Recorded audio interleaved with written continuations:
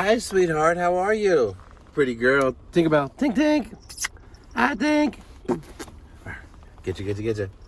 Hi, sweetie. You gotta do introductions. You gotta say hi to everybody. Hi, I'm Tinkerbell. And I'm not special, but I'm special. We're all special, of course.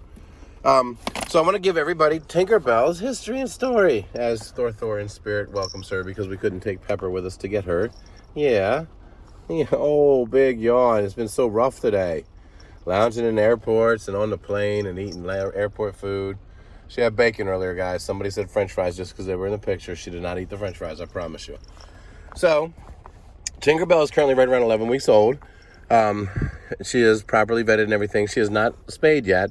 So her story is I talked to the shelter that actually reached out to me to help and asked them if we could postpone her spay until she became old enough to do so, which to me is after her first heat. And as long as I provide proof to them that has been done, they had no problem with that. So of course, when it's happened, I will go ahead and send them confirmation that she has actually been spayed.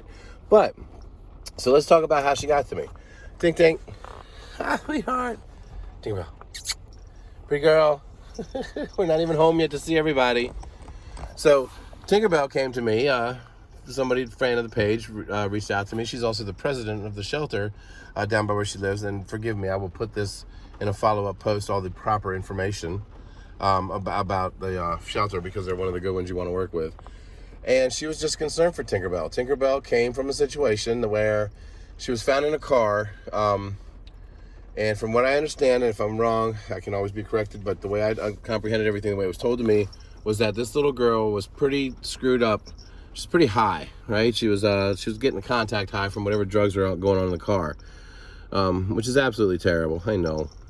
Then they went to the person's house, found out even more, and I believe the person, not only was Tinkerbell confiscated from the person, and she might have had priors or whatever, but basically that woman's doing 1 to 8 years or something like that right now. So yeah, not good. The concern I had, though, initially when I agreed to take Tink is that there were some neurological concerns, so she might not all be right, which, that fits right in around here. Right, sweetheart? But she would possibly be special needs for others. And from what I've seen with her a little bit, she's neurologically a little bit, she's a handful, she's fun, she's alert, but I do see a little bit of slow hand-eye coordination, a little bit, off the ball a little bit. Nothing major, let's hope. But here's the big reason for this, the awareness, the education. Tink, tink.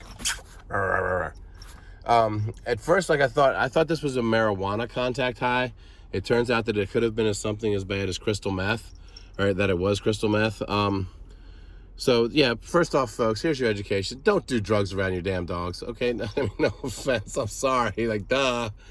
Common sense, don't blow smoke in their face. Don't give them a shot or whatever. I don't know. Whatever you do, don't do it to the damn dogs. Secondly, and a big reason I figured for awareness also is that, you guys know I have a CBD line, as do many other, reputable and some unreputable companies out there. Some that just use their name to sell it, and I've gone over this time and time again. But there are others that are reputable like myself. All reputable CBD companies that carry a full spectrum CBD product will have minute, minuscule amounts of THC in the CBD. And when I say minuscule, I mean 0.3% or less. This does not even show up on a drug test. This will not hurt your dogs. I can vouch for this from personal experience. Now, with that being said, guys, I've heard way too many people just on the street, as sad as it is, the lack of education that human beings have in pretty much every avenue in this world just blows my freaking mind. You get what's shoved down your throat from television and what you're told, and that's what you do. And it bugs the shit out of me. You're great at standardized tests because that's what we're taught at schools, and you're great at doing whatever the TV tells you, but nobody actually figures out shit for themselves.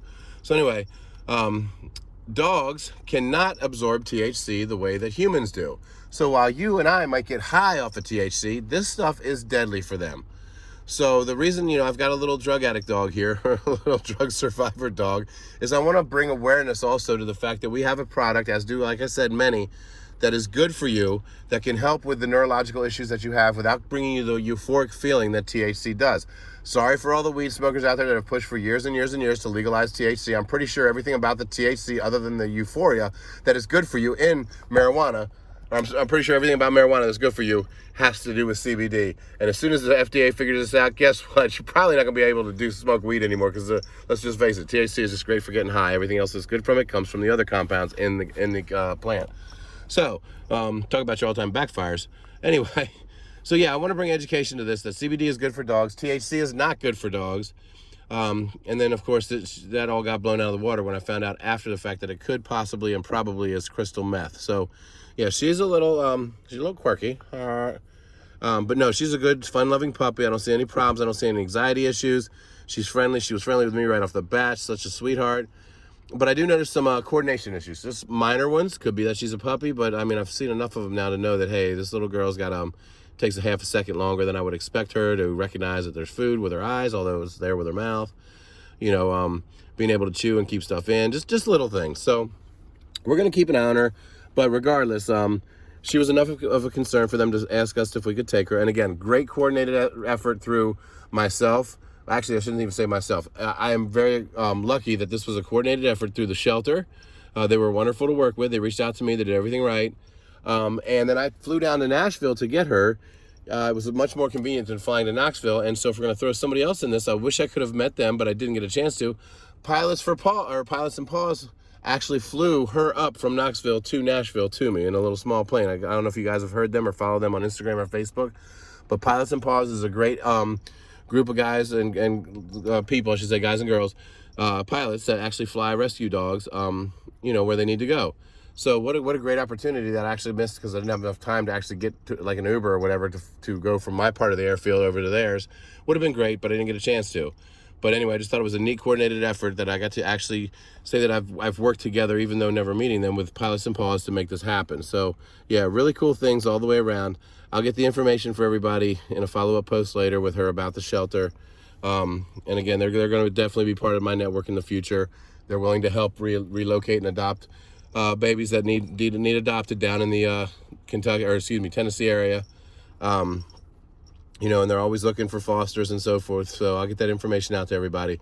But for now, hey, baby, we're ready to go home, right, sweetheart? Tink, tink. What's up, Chapel? You ready to go home? You ready to take this place? You ready to take it back home? Let me just tell you, folks, this little girl's going to be a handful. She's going to be a handful. I can't wait for you to beat up on Tony Stark. That's what I want to see. I want to see some Tony Stark and Pepper Potts ass whipping. Yes. Get it, Tink. Get it, Tink, Tink. Everybody knows the greatest comic book or Disney character ever was Tinkerbell. What was it, Tony Stark or Pepper Potts? Come on now. Get him, baby girl. All right. So welcome to the island, pretty girl. We're going home right now to see everybody. Say bye. Tink, Tink. Say bye. Bye.